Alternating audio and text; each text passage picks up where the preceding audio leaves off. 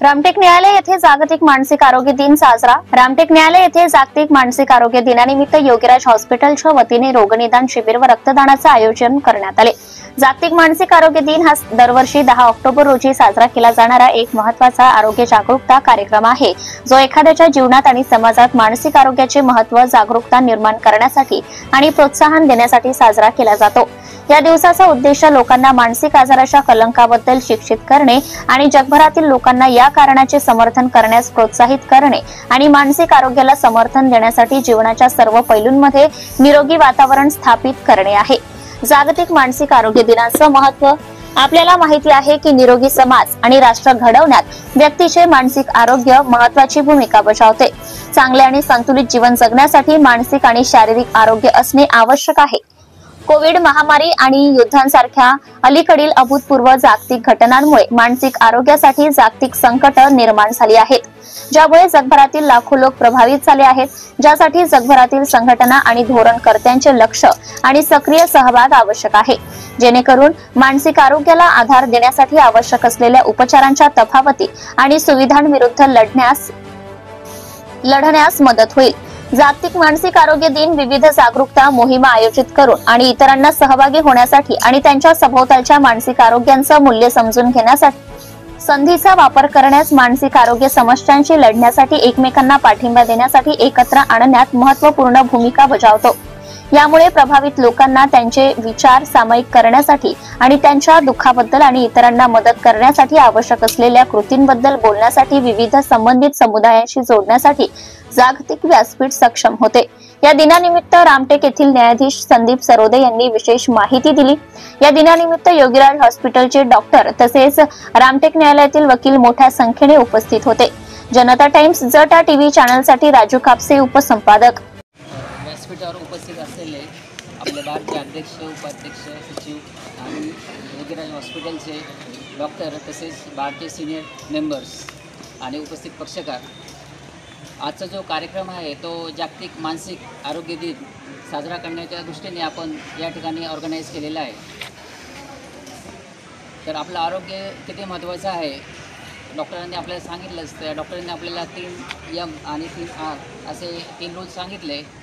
तसाच मी देखील एक रूल सांगतो, तो वैद्यकीय भाषेमधला किंवा वैद्यकीय क्षेत्रामधला नाही, पण जनरली मानसिक आरोग्य एखाद्या व्यक्तीचं कसं असलं पाहिजे त्याबद्दलचं ते भाष्य करतं।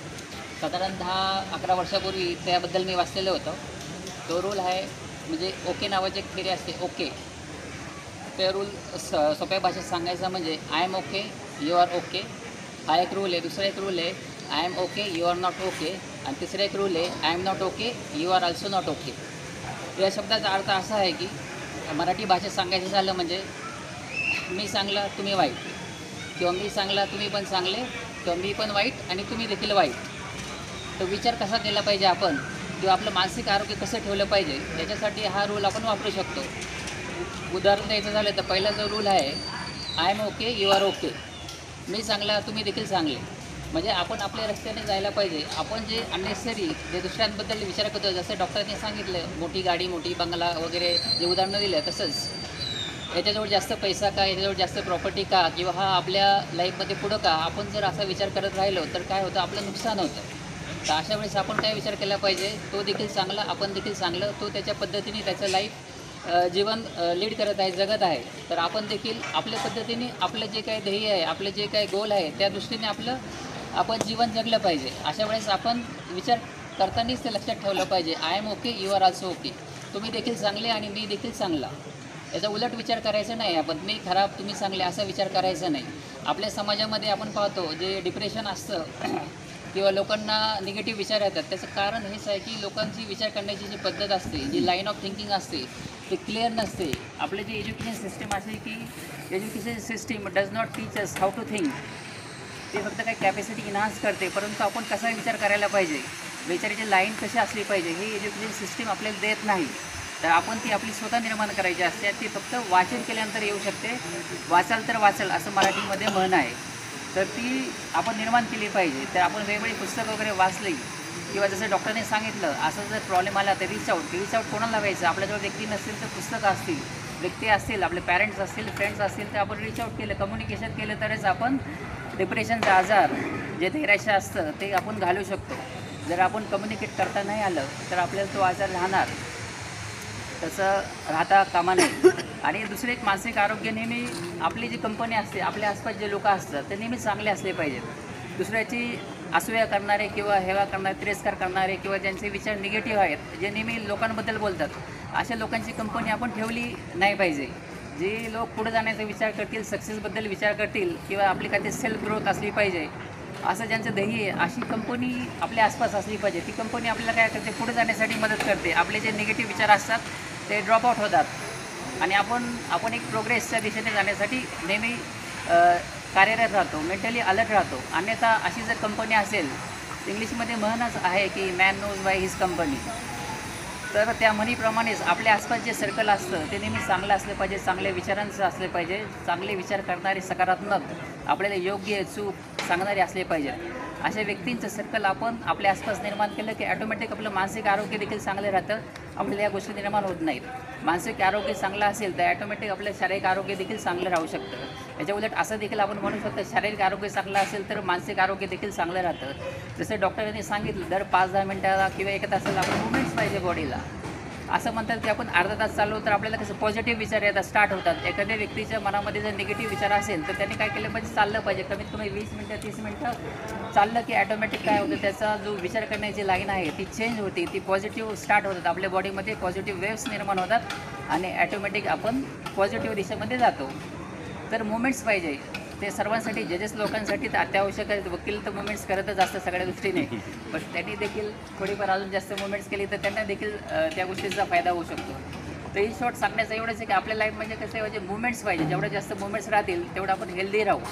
जगामध्ये संशोधन झालं की पॉझिटिव्ह विचार किती वेळ राहू शकतात. त्या संशोधनाचा असा निष्कर्ष आला की फक्त जास्तीत जास्त 7 मिनटं व्यक्ती पॉझिटिव्ह विचार करू शकते. म्हणजे 7 मिनटंच तो विचार आपल्या मनामध्ये राहू शकतो. तो जर जास्त वेळ पाहिजे असेल तर आपण काय पाहिजे, आपल्याला सेल्फ मोटिवेटेड पाहिजे.